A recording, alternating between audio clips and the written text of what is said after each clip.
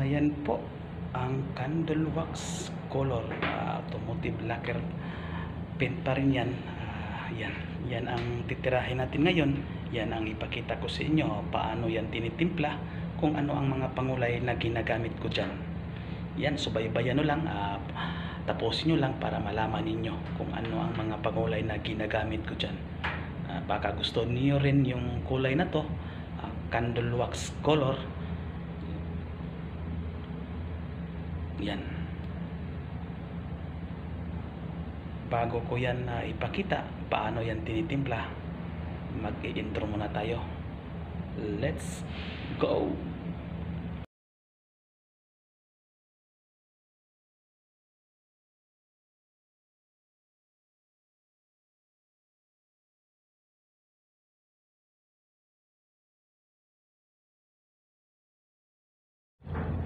Hello mga kakulay, welcome po sa aking YouTube channel, Color Mix TV. Panibagong vlog, panibagong hamon na naman sa buhay. Ayan, tutorial pa rin tayo ngayon. Ituturo ko sa inyo paano ba tinitimpla yung mga kulay. Yung ituturo ko ngayon, yung for approval na, kung ma-upload, ready na sa production. Bago ang lahat, bago ko yan ipakita kung anong titimplahin natin na pangulay ngayon, siyempre mag-shoutout muna ako. Salamat ako sa mga silent viewers ko dyan, sa mga walang sawang suporta sa aking YouTube channel, sa mga paint mixer, sa mga kasamahan kong pintor, sa mga nag-DIY dyan. Salamat talaga sa walang sawang suporta, lalo na rin sa aking kagrupo na It's Atay Family. Salamat sa inyo. Ngayon po ituturo ko sa inyo yung paano ba tinitimpla yung candle wax na kulay. Ito yung sample na pinadala, tapos dito natin titirahin yung ito yung binigay nila na kahoy para approval, tapos ito yung sample nila. Iyan, ito po ang description po na kulay na ito ay candle wax. Yan, paano ba yan tinitimpla? Siyempre yung ipagamit nila na automotive lacquer paint, matte yung kuha nila gusto. Yan, matte ito. Yan, candle wax. Yan ang candle wax. Dito natin titira, sana makuha natin yung kulay. Yan.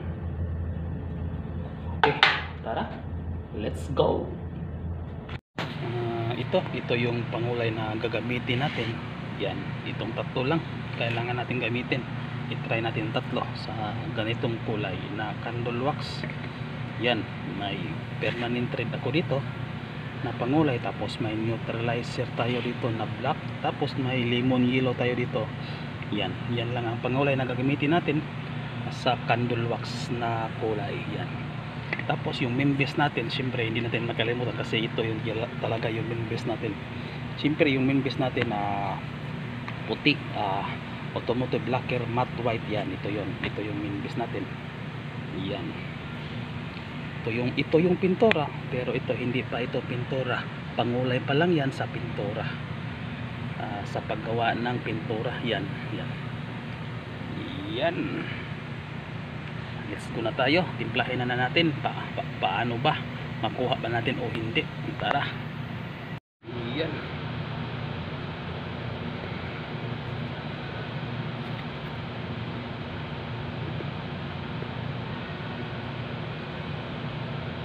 Yan, timplahin natin. Yan, ito yung members. Yan, ito yung karton, ito yung pinan. Yan, siyempre tirahin natin ang patak, lemon yellow na it's dito. Sa mga nag-DIY dyan, dahan-dahan lang po tayo sa pagpataka, baka masubrahan po tayo sa pagpatak. Delikado, sa masayang yung pintura. Yan, ganun lang, patak lang tayo, tapos patak din na itim. Yan, dahan-dahan lang po tayo.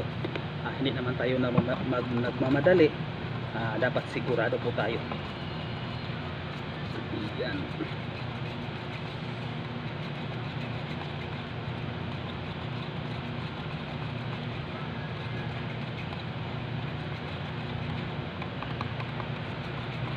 Tapos pag na-okay to siya, saka ko siya lagyan ng formulation. Yan.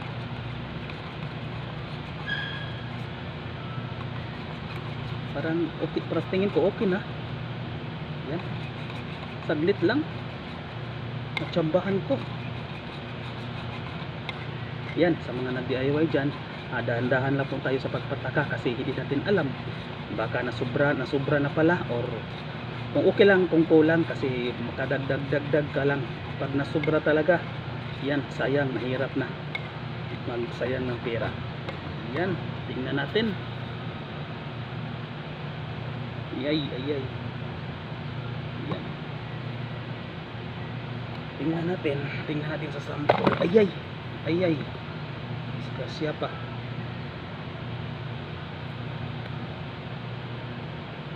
Ayan, i-spray natin to para sa tingin ko okay na. I-spray natin para makita natin yung resulta. Tara, i-spray na natin. Ayun, nasa spray room na po tayo. Dito natin i-spray. Tapos ito yung sample. Nadali ko pa yung sample. Nalagyan ng pangulay. Siyempre makuha lang ito. Itiner ko lang yan. Pagkatapos yan, ito dito natin itira. Tapos ito yung sample. Yung sample itago talaga natin kay makabayad pa tayo dito. Yan lang muna. Tapos mag-umpisa tayo. Yan, ganun lang kakuan talaga. Yan. Tapos yan, ito yung tinimpla natin doon. Tapos kuan tayo, magkuha tayo dito. Ilagay natin sa cup. Yan, magkuha tayo ng konti kasi ito yung control natin. Tapos ito yung gawan ko ng formulation. Ito yung i-spray ko para approval. Yan. Tapos automotive lacquer paint po ito siya. Automotive lacquer paint, siyempre wala po siyang catalyst, wala po siyang or pag-hardener. Thinner lang po siya. Kung anong pintura ang ginagamit niyo, ganun din ang thinner na gagamitin natin. Ayan, siyempre lagyan natin ng lacquer thinner or automotive thinner. Yan, parehas lang yan. Yan. Tapos haluin lang natin. Yung paghalo natin kahit kuan lang, kahit mga 1 minuto yung paghalo natin, haluin natin na maayos siya. Ganun lang yung pagkuan ng pagpreparasyon ng pag-spray, haluin lang maayos kahit 1 minuto yung paghalo. Yan, sana makuha natin yung kulay, sana makuha. Kasi dali natsambahan ko lang nakuha kaagad yung kulay sa tingin ko. Yan. Tara, mag-spray na tayo. Yan, lagyan natin dito. Yan, ganun lang. Tapos hindi natin kalimutan yung safety natin. Kasi baka mabas naman tayo na wala tayong safety. Meron naman. Pero para natin. Yan.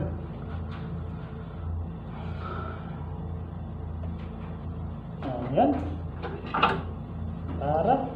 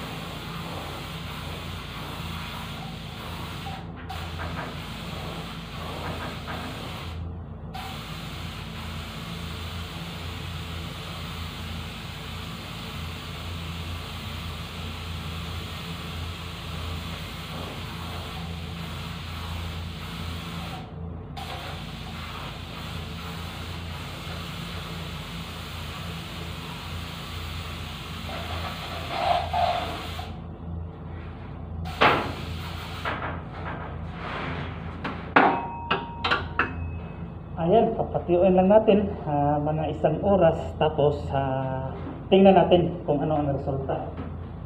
Ayan, ito. Patiyuin ko muna dito sa paglam para madali lang siya matuyo.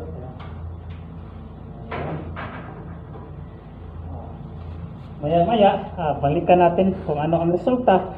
Parehas pa o hindi. Yan. Update ko lang kayo. Ayan na po. After sa 1 oras, tuyo na po siya. Yan. Ito yung for approval natin. Yan. Tapos ito yung sample na original. Tinrapuhan ko, pinunasan ko yung kuan nakadikit na pangulay na pula. Yan. Baka makabayad pa tayo. Yan. Sa tingin nyo kung ano man, sa tingin nyo kung parehas man o hindi, yan, kayo ang husga. Ayan. Sa akin lang, may diferensya siya.